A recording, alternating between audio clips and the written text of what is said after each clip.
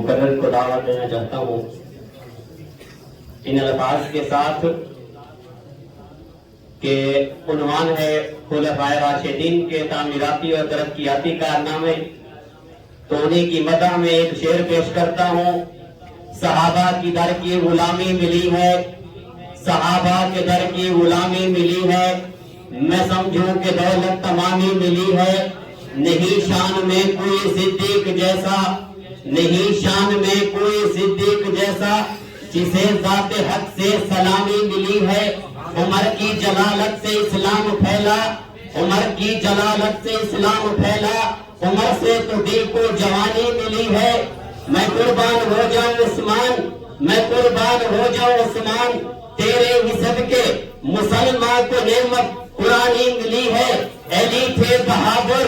علی تھے بہادر، چلو دیکھو خیبر، نہ مرحب نہ اس کی نشانی ملی ہے۔ انہی الفاظ کے ساتھ میں دعوت دینا چاہتا ہوں درجہ خامسہ کے طالب علم محمد عمار سعید کو کہ وہ اسٹیج پر تشریف لائیں اور اپنے دامن میں رکھے ہوئے موتیوں کو بکھیریں۔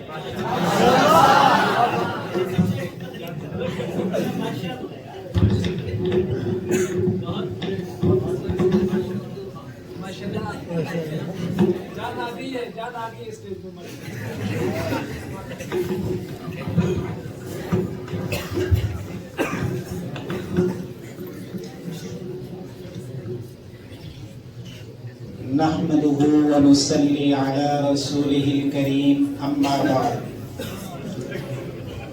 میرے واجب القدر اساتذہ کرام اور میرے معزز سامعین، جب الفاظ کے موتی ملتے ہیں تو جملہ یوں بنتا ہے کہ عہد خلافت راشدہ میں ترقی کیسے ہوئی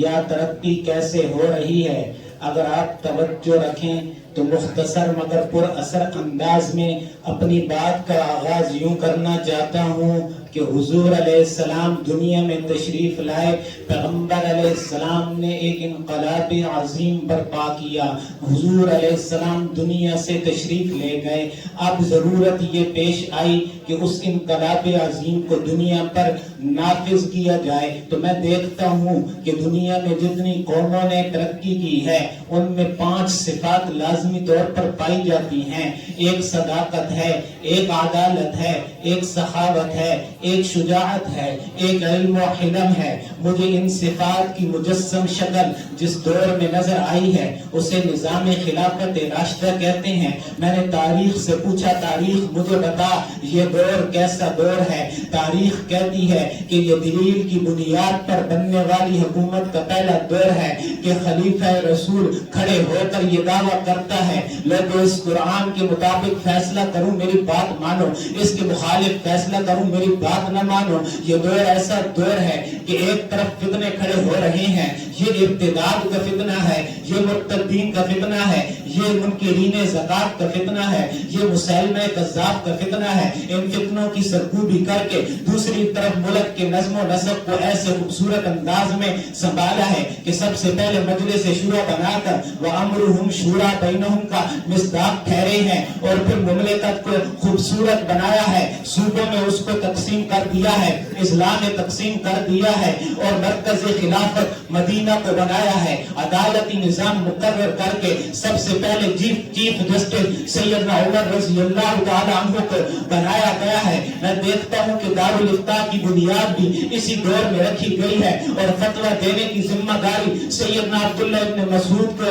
دے دی گئی ہے۔ میں دیکھتا ہوں کہ فوجی نظام تشکیل دیا گیا ہے۔ جب آرمی چیف کی تقرری کی باری آئی ہے تو دنیا نے دیکھا کہ ایک نام سامنے آیا ہے جسے خالد بن ولید کہتے ہیں۔ میں دیکھتا ہوں کہ تدوین قرآن کا پہلا مرحلہ اسی دور میں شروع ہوا ہے۔ اگر میں دیکھوں کہ اس دور میں معدنیات دریافت ہوئی ہیں تو وہ ساری کی ساری بیت المال کے لیے وقف کر دی گئی ہیں۔ عرب ویسے تو جنگجو تھے لیکن کوئی ٹریننگ کا سسٹم نہیں تھا۔ اس دور میں سب سے پہلے فوجی ٹریننگ کا انتظام کیا گیا ہے، گویا کہ میں یہ سمجھا ہوں حضور کے انقلاب عظیم کی بنیاد رکھ دی گئی ہے، پھر ایک ایسا دور آیا ہے اس بنیاد پر عمارت بنائی گئی ہے، وہ دور اس کا دور ہے جس سے شیطان بھاگ جاتا ہے، جس کے بندے سے زمین رک جاتی ہے، جو اپنا خط دریا میں پھینکے دریا رواں ہو جاتا ہے، 22 لاکھ مربع میل کا حکمران ہے، پیوند لگے کپڑے پہنے ہیں، میں دیکھتا ہوں کہ بیت المقدس کو فتح کرنے جا رہا ہے، پیدل ہے، غلام کو سواری پر بٹھایا ہوا ہے۔ یہ وہ دور ہے جس دور میں سن ہجری کا آغاز ہوا ہے، یہ وہ دور ہے جس دور میں آپ پاشی کا ایک بہترین نظام متعارف کرایا گیا ہے، یہی وہ دور ہے جس میں 4000 مساجد تعمیر کی گئی ہیں، سوسائٹیوں کا ایک اعلیٰ نظام مقرر کیا گیا ہے، 20-20 فٹ کی سڑکیں بنائی گئی ہیں، ہر سوسائٹی میں مسجد کی تعمیر کی گئی ہے، مساجد میں روشنی کا انتظام کیا گیا ہے، امام کی تنخواہ مقرر کی گئی ہے، مؤذن کی تنخواہ مقرر کی گئی ہے، سب سے پہلے احتساب عدالت قائم کیا گیا ہے، میں دیکھتا ہوں کہ بیت المال قائم کیا گیا ہے، ایسا بیت المال کا نظام متعارف کرایا کہ ایک اونٹ گم ہو گیا ہے، حضرت عمر رضی اللہ تعالیٰ میں خود بھاگ رہے ہیں، اپنے غلام کے ساتھ بھاگ رہے ہیں، کہتے جا رہے ہیں پتہ نہیں اس میں کتنے لوگوں کا حصہ ہوگا، معذوروں اور بچوں کے لیے وظائف مقرر کیے گئے ہیں، میں رفاہ عامہ کو دیکھوں سیدنا عمر مجھے نظر آتے ہیں، ایک امہ کے گھر میں جھاڑو دیتے ہوئے نظر آتے ہیں، میں امن کی بات کروں تو امن اتنا ہے، ایسی ترقی ہوئی ہے کہ کوئی عورت گزر جاتی ہے کسی کی جرت نہیں ہوتی ہے کہ آنکھ اٹھا کر دیکھے، اگر میں معیشت کی بات کروں لوگ بازار میں زکات کے لے کر گھومتے ہیں، زکات لینے والا کوئی نظر نہیں آتا ہے، پھر ایک دور ایسا دور آیا ہے جسے حیا کا دور کہتے ہیں، اس دور میں جہاں سے 20,000 دینار درہم کا خراج آتا تھا 40,000 درہم دینار کا خراج آنے لگ گیا ہے، اس دور میں قرآن کی ایسی اشاعت ہوئی ہے کہ دنیا آج تک اس کو یاد رکھتی ہے، پھر ایک دور ایسا دور آیا ہے جسے علم و قلم کا دور کہتے ہیں، وہی فتنے جو شروع میں اٹھے تھے دوبارہ اٹھنے لگے ہیں، سیدنا علی رضی اللہ تعالیٰ عنہ مقابلے میں آئے ہیں، علم حدیث دیکھو، علم تفسیر دیکھو، جس کو بھی دیکھو تمہیں نظر آئے گا، علم نحو کی تدوین تمہیں اسی دور میں نظر آئے گی، بڑا میں سمجھا ہوں شریعت، طریقت اور سیاست کی معراج کا نام خلافت راشدہ ہے، یہ تینوں چیزیں پھر تقسیم ہوئی ہیں، شریعت تقسیم ہوئی ہے، سیاست تقسیم ہوئی ہے، طریقت تقسیم ہوئی ہے، گویا کہ میں یوں کہنا چاہتا ہوں کہ امیر معاویہ کی بادشاہت بھی جس نظام کا کارنامہ ہے اسے نظام خلافت راشدہ کہتے ہیں، اور ابو حنیفہ کی فقاہت جس نظام کا کارنامہ ہے اسے نظام خلافت راشدہ کہتے ہیں، جنید بغدادی اور عبد القادر جیلانی کی ولایت اور طریقت جس نظام کا کارنامہ ہے اسے نظام خلافت راشدہ کہتے ہیں، عمر بن عبدالعزیز کی خلافت جس نظام کا کارنامہ ہے اسے نظام خلافت راشدہ کہتے ہیں، میں دیکھتا ہوں کہ وہ دور آیا ہے افغانستان میں جس سے امریکہ کانپ اٹھا ہے، یہ جس نظام کا کارنامہ ہے اسے نظام خلافت راشدہ کہتے ہیں، پھر وہ ایک دور ایسا آئے گا یہ تینوں چیزیں دوبارہ جمع ہو جائیں گی اور اسلام کو اتنی ترقی ملے گی پوری دنیا کا اسلام پھیل جائے گا، یہ جس نظام کا کارنامہ ہوگا اسے نظام خلافت راشدہ کہتے ہیں، وہ کہ شاعر یوں کہنا چاہتا ہے دشت تو دشت ہے دریا بھی نہ چھوڑے ہم نے، بحر ظلمات میں دوڑا دیے گھوڑے ہم نے،